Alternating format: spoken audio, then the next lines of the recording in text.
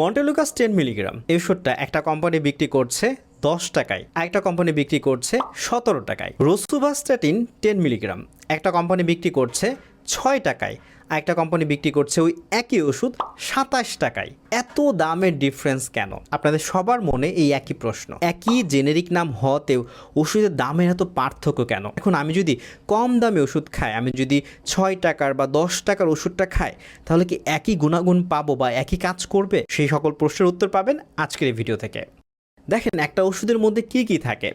এর মধ্যে থাকে এপিআই, মানে হচ্ছে অ্যাক্টিভ ফার্মাসিউটিক্যাল ইনগ্রিডিয়েন্টস। যদি আপনি মন্টেলুকাস 10 মিলিগ্রাম খান, তাহলে ওইখানে কি থাকবে?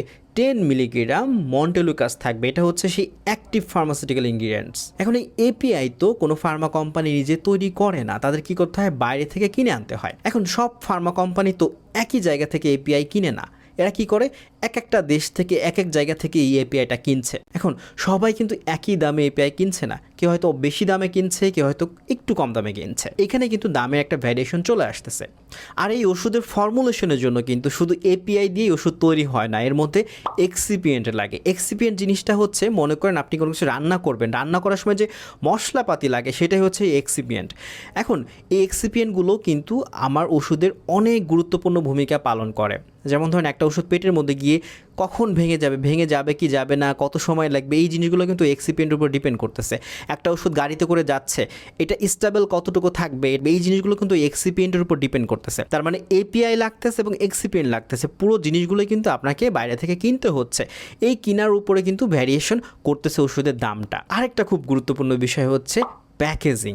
আপনারা দেখবেন যে ওষুধটার দাম একটু বেশি, সেটা প্যাকেজিংটা কিন্তু দেখবেন একটু সুন্দর সুন্দর জামা কাপড়ে সে কিন্তু গায়ে দিয়ে থাকবে। তার মানে ভালো কোম্পানির ওষুধগুলো প্যাকেজিংটাও কিন্তু অনেক ভালো হয় বা সুন্দর হয়, যেটা দাম বেশি, প্যাকেজিংটাও একটু ভালো কিছু দিয়ে তৈরি করা। এখন আপনার মনে হতে পারে, প্যাকেজিং কি দরকার রে ভাই, আমার ঠিকঠাক মতো ওষুধ থাকলেই তো হইলো। ব্যাপারটা এরকম না।